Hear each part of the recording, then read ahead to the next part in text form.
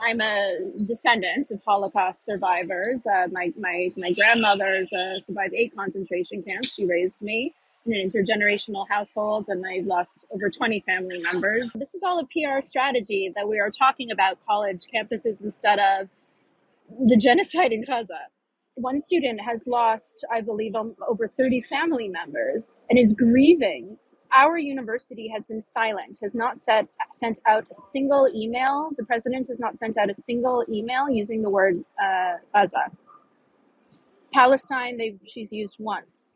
We are seeing a huge revolutionary moment that is not just for Palestine, but is anti-colonial, anti-imperialism. Militarized police are attacking students, in some cases now with guns. The way they are allowing counter-protesters to physically assault students in encampments, they don't get to make up their own definitions for it and claim it as anti-Semitism. So it is not. It is. They are slogans for Palestinian liberation, and we are asking the university to protect the right to talk about Palestine, to learn about Palestine. This is Musa Qureshi from the Watermelon Reports. Very happy today to have with us Meira Gold. She is a faculty member from New York University, has a PhD from the University of Cambridge.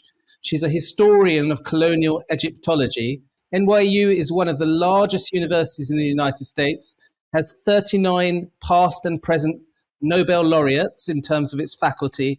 It's got field medalists, Pulitzer Prize winners, and it's one of the major, most prestigious universities in the USA. So we're really glad to have a faculty member with us. Meira Gold, welcome. Thank you so much, Musa. Thank you for having me. So Meira, we've been hearing a lot about what's been happening in the USA. A lot of British university students have been inspired by what's going on. Can you just give us a lowdown? What's been happening today at NYU? Well, today has been a big day. The students set up their second encampment on, I think it was 6 days ago. And it's been very peaceful and actually quite wonderful, but there has been a constant NYPD presence and threat. And this morning, our President Linda Mills, she ordered the NYPD, New York Police Department, to sweep the camp, as in arrest all of the students who were sleeping there. They arrived at 6 a.m. It was coordinated and planned in advance, and we are still waiting for some of those students to come out of prison. If I walk over, then you can see some of the police barriers as well, and some of the NYPD guarding it now, so it's being roped off. So what you are hearing is a mass protest by both members of NYU, faculty and students and staff, as well as by other solidarity coalitions for Free Palestine in New York City, protesting behind me. Wow. So you've got faculty and students uniting together for Palestine. What's the deal with the president? I mean, what I don't quite understand is we in the UK, we've been watching on our screens a series of sort of congressional interrogations of presidents of very prestigious American universities. It does seem like the Congress is really giving a hard time to these presidents, and the presidents, instead of standing up to that for academic freedom, are just folding. I mean, what's going on in NYU?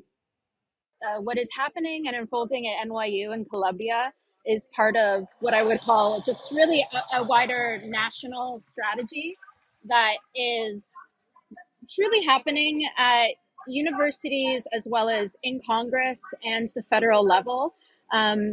This is about truly putting into law a new definition of anti-Semitism. It's called the new anti-Semitism, which is a very deliberate conflation of Judaism and Zionism. They've just passed a bill this week in Congress, in fact, on the new Anti-Semitism Awareness Act. And in my view, and many others' views, the testimonies that we saw of university presidents back in the fall and early December was part of this. where those presidents went wrong, in my view, was accepting the premise of the questioning. Some of the questioning by Representative Elise Stefanik from New York was asking whether certain slogans that are being chanted at pro-Palestinian protests, she was stating the question in such a way that she was saying that it was equivalent to saying that students and protesters are calling for the genocide of Jewish people, which of course they're not. And of course that statement would be unacceptable if that was being chanted, but it's not. And I've been at many protests, not just here at NYU, but at other university campuses across the city and elsewhere in the city. And it's just simply not what's happening. We're seeing this play out. So they're doing this in a way so that they can actually criminalize criticism of Israel. You talked about students being arrested, and you talked about conflating Judaism with anti-Semitism. Do you know if any Jewish students have been arrested in these recent protests? There certainly were Jewish students that were arrested this morning. There were also several that were arrested last Monday, April 22nd. And as well Jewish faculty, including myself. So you've been arrested, and you've mentioned you're Jewish as well. So how does this work? I mean, conceptually, have you been arrested to protect Jewish people, or what's going on? What's their logic for arresting you? What grounds did they arrest you on? It's a very good question. The actual charge is for trespassing. Certainly last Monday when I was arrested with 133 other faculty members and students, and I believe it was the same charge this morning when they arrested more students. They have made they as in the university's press office and the president's office has made very many claims about widespread anti-Semitism and anti-Semitic chants. I'll keep talking as I go over here. You can hear that the protest is now it's very loud. booing. They are booing at the NYPD, who were just previously under a building that is private faculty housing, and they are moving closer to the protest. I don't know what their intention is, but that is the booing that you can hear, just for reference. As I was saying, they're making these arrests based on essentially claims about, quote, Jewish safety. And that is a huge problem because they are talking about Jewish people as a monolithic entity, which is, first of all, anti-Semitic in and of itself. And it is ignoring the very large portion of the Jewish community members, not just at NYU, but in New York City, who are anti-Zionist, myself included. And we have many anti-Zionist Jewish faculty, staff members, and Jewish students who are part of our coalition here, strategic members of our coalition. And this is also true at various faculty and staff for justice in Palestine chapters and students for justice in Palestine. So when they are making claims about Jewish safety, they are talking about a select group of Jewish students especially, but it's quite vague and I think deliberate in that way. New York City has the largest population of anti-Zionist Jews in the world. So they are ignoring us and our demands. What we hear in the UK often from Zionists about Jewish people like yourself who are opposed to Zionism is that they love using the term, you're a self-hating Jew. Now, what do you think of that? What's your response to that accusation? I think it's lazy. I think it's lazy like many of the other names that they call anti-Zionist Jews, and increasingly they are becoming extremely anti-Semitic as well. Self-hating Jew is it's lazy, but it's also one of the more milder things they call me. So what other words have been used to describe you? I'd say that the worst of the most common ones that I've been getting quite a lot in the last couple of months is a filthy capo. And a capo, this is a word some people are not familiar with. This is you know, meant to refer to the Judenhat, the Jewish police that in certain uh, ghettos and concentration camps in Nazi Germany, they were appointed, sometimes forced, but to essentially oversee some of the Jewish prisoners. Sometimes they had added benefits. I'm a descendant of Holocaust survivors. My grandmother survived 8 concentration camps. She raised me in an intergenerational household, and I've lost over 20 family members, direct family members. And my grandmother recorded her story and talked about how a couple of capos saved her life as well. So there's a number of things to unpack there, but I guess the point of that specific hate speech is that it's deliberately meant to be one of the most hateful things that a Jewish person can say to another Jewish person. To say, not just do you hate yourself, you hate your people. And when they're really the opposite. I fight for Palestinian rights because I know there won't be any Jewish safety or freedom until Palestinian people are free. Now that we're on the subject of Zionists making accusations, there's a quote from Prime Minister Netanyahu on Twitter very recently. He seems quite worried about what you guys are doing. His quote is, "Anti-Semitism on the campuses in the United States is reminiscent of what happened in German universities in the 1930s." So what do you think of that? What's your response to that? He seems to be comparing you to Nazis. Um, you know, in a way, I'd say there are many similarities to what's happening on campus protests right now with Nazi Germany, but I think Netanyahu has it the other way around. Because when I have seen NYPD officers marching into, for example, if you've seen the images from Columbia University and City College of New York on the same night, a couple of nights ago, at UCLA, at UT Texas, and also here at NYU and several other campuses, the violence, which with the police, the militarized police, are attacking students. Uh, in some cases now with guns, the way they are allowing counter protesters to physically assault students in encampments, in addition to hate speech, and the way we are seeing really a complete censorship of academic free speech that that a colleague has described as worse than McCarthyism. These are what I when I am seeing these images and at these protests. This is the most explicit version of fascism that I think I couldn't imagine that I would have seen in my lifetime. These accumulatively, we're seeing fascist regimes working together in the United States empire in coordination with Israel to send, for example, military weapons, which many of our universities are invested in those corporations, and it's part of why we are protesting. So when Netanyahu criticizes us, I think there's a couple of things there. I think that means it's working. This is a threat.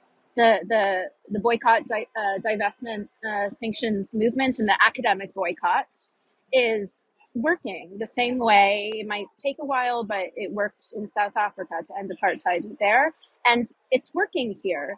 We are seeing a huge revolutionary moment that is not just for Palestine, but is anti-colonial, anti-imperialism, capitalism, and anti-fascism. So it's gotten his attention.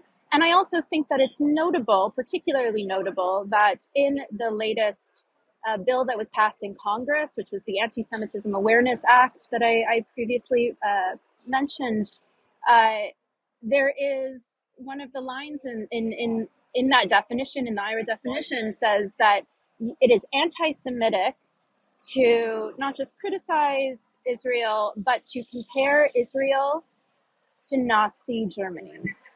And so I think it's crucial to ask why that's in there. When they say it's anti-Semitic to compare Israel and Nazis? No, we need to make that comparison. There's a reason they're trying to legislate stopping us from doing that, because there are a lot of parallels, and frankly, it's frightening. And I am frightened. I am really frightened for Palestinian students on our campuses right now, and for Black students and Indigenous students and faculty and staff and everyone in solidarity, because this is a huge solidarity movement that is far beyond just, about Palestinian liberation. And it's also about Jewish liberation and collective liberation. So we've spoken a lot about anti-Semitism, rightfully so. But to my mind, it seems very strange that all that Congress and senators and so on and university presidents and the police forces want to talk about is anti-Semitism. We've spoken so much about anti-Semitism. And at the same time, actually what's happening is a lot of Palestinians are being killed. And there doesn't seem to be much noise about that. So is there an issue of anti-Palestinian racism we should be actually talking about? Yes. And that, one of the reasons that this is all a PR strategy, that we really, truly, all of it, that we are talking about college campuses instead of the genocide in Gaza. This is just in one sense, just the media focusing it on here is to distract us. But in another sense, the narrative about widespread anti-Semitism on campuses that you're seeing perpetuated really at every elite level, at every type of institution that benefits off that narrative, whether it's through receiving money in Congress and in the Senate from AIPAC and other Israel lobbying organizations, or the Israel lobbying organizations that are present and very active on college campuses here, as in the UK as well, but especially in the US. And all of that it's not to say that there is no anti-Semitism. There is. And I've already talked about how, some of what, where I've received that from some of the counter pro-Israel protesters. But it's meant to distract from what is really happening, which is systemic anti-Palestinian racism and Islamophobia, to the point that, we are having some of our students, and we have many Palestinian students who are part of this coalition, who are part of this encampment, some of whom have now been arrested twice. If you think about it from their shoes, they are watching not just this genocide unfold. Many of them have lost, one student has lost, I believe, over 30 family members and is grieving. Our university has been silent, has not sent out a single email. The president has not sent out a single email using the word Gaza. Palestine, she's used once. And that's what we really need to be talking about. They want us to talk about widespread anti-Semitism. That is not what we're happening. We are seeing systemic racism. We were planning to do this interview today from the encampment. I know that encampment was broken up this morning by the NYPD. And can you tell us a little bit about why that happened, how that happened? This morning, there was coordination between our campus and a nearby campus, the new school, that the police, NYPD, went to immediately after taking down this encampment behind us. They took down the encampment at the new school and arrested, I believe, 45 students there. So there was coordinated on that level. And, we had Fox News here before the NYPD even showed up. So there's many different elements of this to suggest that this was being planned. One of the reasons we think it was being planned is because in this building behind me, the Paulson building, this is a new building at NYU, beside is the walkway where the students were, holding their encampment. And in this big building, named after John A. Paulson, who was a donor at NYU, a real estate magnate, they are hosting a very large Shabbat gathering this evening with a number of large donors, including John A. Paulson himself. So we are very certain that they coordinated the clearing of this encampment for, optics. For it would have been really bad press to have donors and probably senior NYU administration themselves coming for this, important fundraising gala with these students, these protesters beside the building. So what we're potentially talking about is sort of First Amendment rights and just legal rights. Ordinary people, their rights being swept away by large donors for financial purposes, just suggests really smacks of corruption. We know that the US Central Administration, the FBI, the police force have a rich tradition of undermining action for human rights in the United States. What's your plan going forwards? I know you've had a faculty meeting to try to address what, strategically, what's the way to go forwards.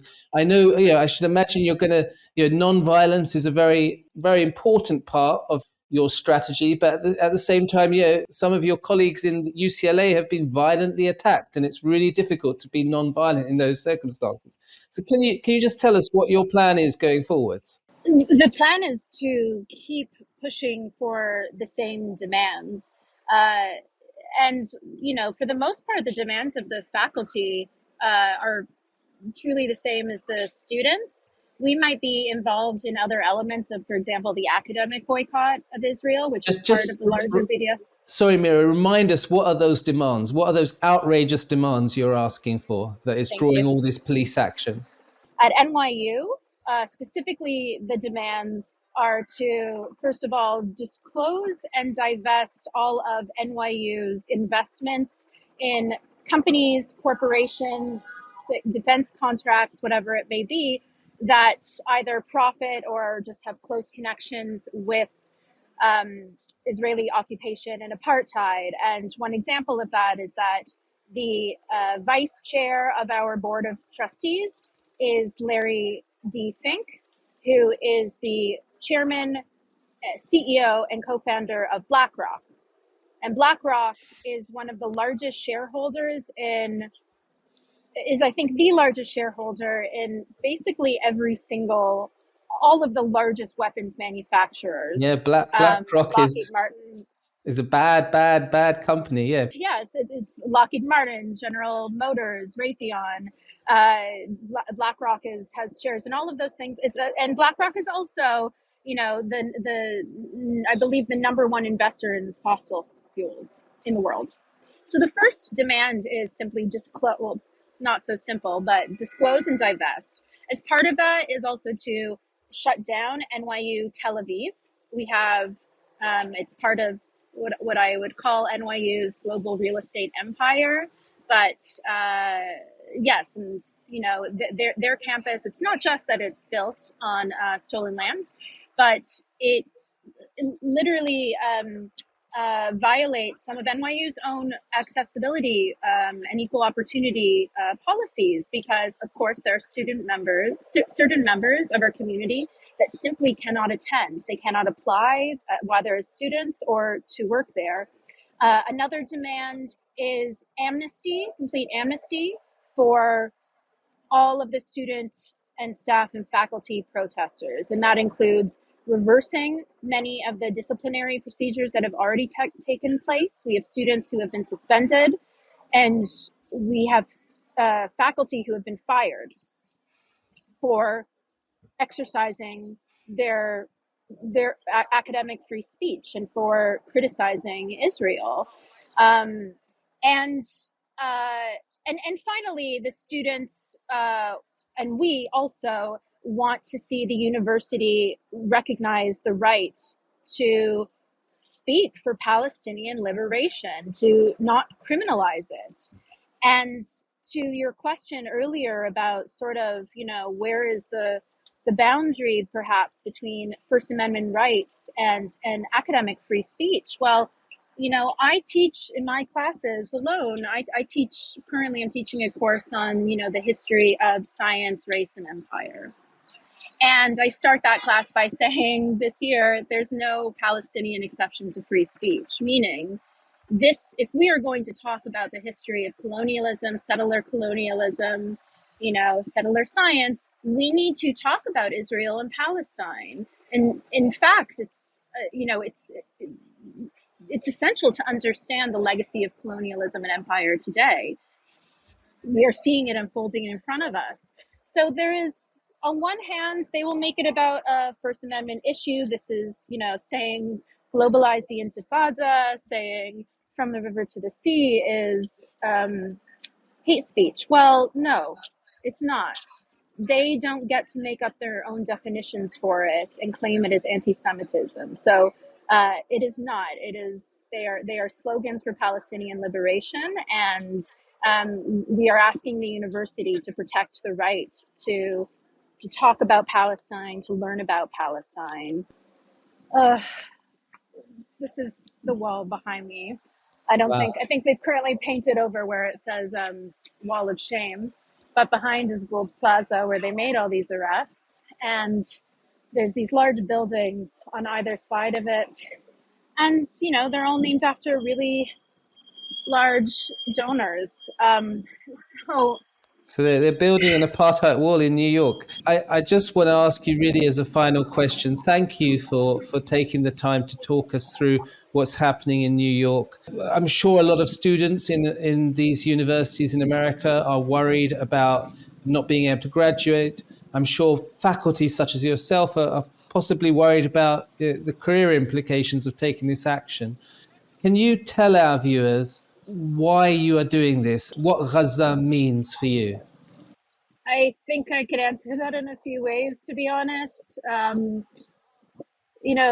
students say one of the things that we say at our protests a lot is that Palestine is everywhere, meaning that all of these struggles of oppression and for liberation are interconnected. And I've learned how true that is, being part of this movement. And we also say that Palestine is freeing us all, in that it's waking us up to, how the same forces that maintain occupation have maintained it in Palestine for 75 years. It's here. It's very much here as well. And it's in Hawaii and Puerto Rico and all the other places as well that the U.S. is, where the U.S. empire extends, and elsewhere in the Middle East. So it's important to me on that, and it's important to me as a Jewish person, because seeing how anti-Semitism is being weaponized, and predominantly against people of color, against not just Palestinians, against Muslims as well. And there's so many, especially in New York City, there are so many Black community members who are part of this coalition as well. So it's really important for me to use my own privilege, however I can, both as, a white person, but also as a Jewish person, to say, no, that is not what anti-Semitism is. That's not anti-Semitic. And in fact, that is wildly racist. And you can't speak for all Jewish people. And to the question of, what is the risk? Yeah, there is a risk, and there's a big risk for students. But I couldn't, the risk is worth it to me, in short. And also the risk is frankly nothing compared to what Palestinian people have been going through for too many decades. I feel like I've had to put I feel compelled to put my career, but just all my time that I can, into supporting the students here who are part of the very important Palestinian diaspora community, and, doing whatever I can to free Palestine. Meira, it's been a great pleasure talking to you. You're following in a long, proud tradition of Jews who are fighting for justice and human rights. And really, I can only commend and salute you for what you're doing. Thank you. Thank you so much for having me.